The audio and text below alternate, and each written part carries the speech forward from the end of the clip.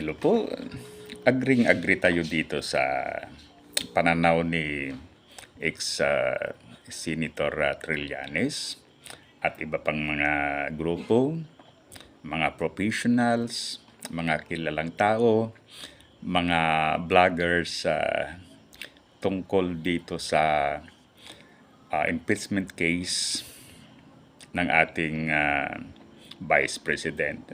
Ang gusto nila ay dapat ituloy ang impeachment case na yan. Ganon din ang ating pananaw. Ngunit it's very unfortunate dahil may public statement ng ating presidente na tinututulan niya yung case na yan o yung impeachment case laban dyan sa Vice President. Okay.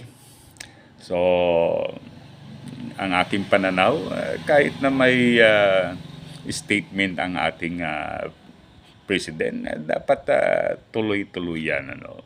Kasi ano ba yung sinasabi? Dapat ang mga all authorities emanates from the people. So kung titignan mo, ang talagang makapangyarihan sa isang democratic system na bansa ay yung mga mamamayan. Okay? Good naman dahil may plano ang ilang grupo, ang mga vloggers, mga kilalang tao, mga professionals na mag-rally comes January 15 kung hindi ako nagkakamali. So, diyan may papakita yung kagustuhan ng mga mamamayan. Kung marami ang dadalos, ang ibig sabihin, talagang gusto yan ng mga taong bayan. In my case, bagamat gusto nating umatin sa rally na yan, ngunit hindi maaari dahil napakalayo tayo dyan sa Metro Manila. Ganon pa man, kahit na wala tayo dyan sa rally, yet nakikiisa tayo sa diwa ng nasabing rally na dapat ituloy ang rally na yan. Ngayon, ang aking pananaw ay ganito. Kung bakit dapat ipursu yung impeachment case laban sa Vice President. Maliwanag na napakaraming anomalya na nangyari. Halimbawa na lang yung 2022 confidential at intelligence fund ng ating Vice President. So imagine, 125 million na gastos lang in 11 days. Pagkatapos, 3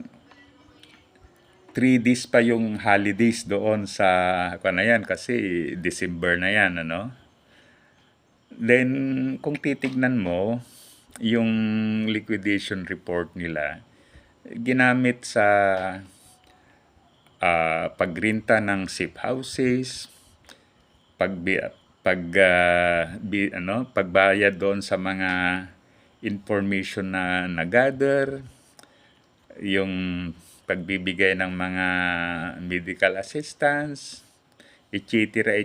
So, how come 125 million yan, ngunit ganyan lang yan,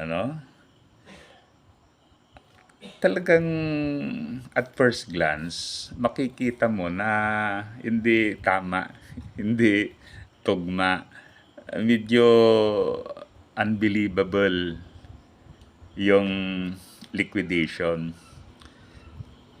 Okay? Sa talagang sa mga government, whatever government offices, government agencies, yung pag-liquidate ng mga public funds, dapat talaga yung based sa tama. Kasi pag hindi based sa tama yan, dahil ninakaw o kaya ginamit sa ibang bagay and so on, talagang hindi maganda yung liquidation. Kaya remember, talaga ang COA may karapatan yan o may authority na halimbawa hindi mo niliquidate properly yung pondo na ibigay sa iyo kahit na 1,000 lang o 500, then pwede kang kasuhan or pwedeng uh, i-require ka nagagawa ng mga something para ma-explain whatever yung deficiency mo in your liquidation. And these are basic thing, ano? Kaya yan, maliwanag may mga anomalya. Pagkatapos maliwanag yan, yung violation of public trust. Okay, I remember nung nandoon pa tayo sa serbisyo sa DepEd, in our office, dyan malapit sa yung panatment, time records na form, may nakasulat yon para reminder na pag papasok ka na sa opisina, alam mo na, okay, public service is a public trust. So, anong ibig sabihin yan? Dapat gawin mo yung trabaho mo, duties and responsibilities with sincerity, ng tama, ng may dedication, etc. etc. Huwag kang magnakaw. Okay? Ang pagnanakaw, hindi lang yan sa material na bagay, yung time mo rin. Okay? Yung halimbawa, supposed to be magtrabaho ka, ngunit hindi ka nagtatrabaho, yan ay pagnanakaw. Ninanakaw mo yung time na dapat mapunta sa mga mamamayan.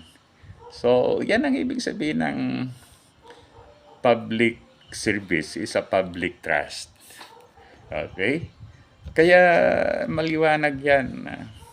Pagkatapos yung mga batas na culpable violation of the Constitution, why?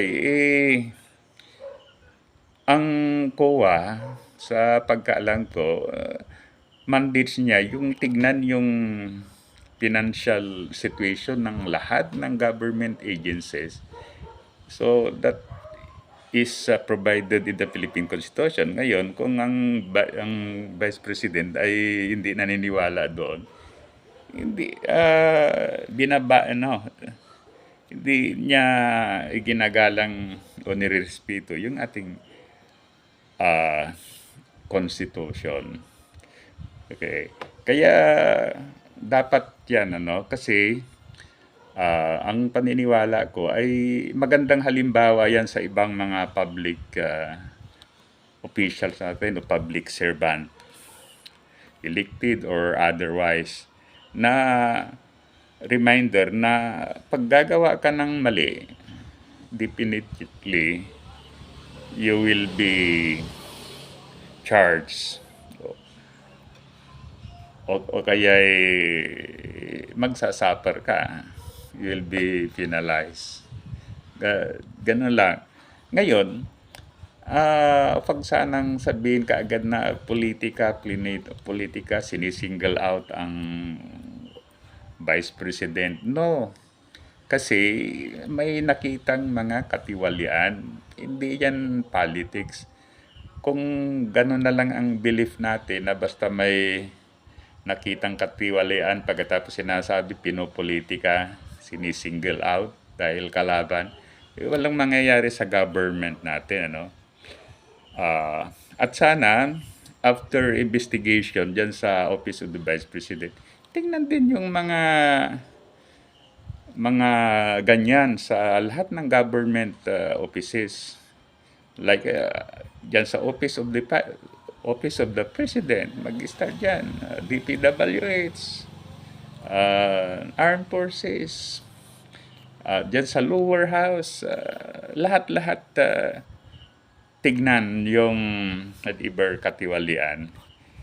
Lagi natin sinasabi na ang isang rason kung bakit hindi tayo umuunlad ay graft and corruption.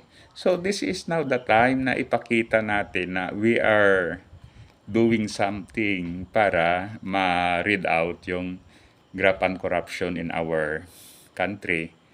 Dahil ito ay mga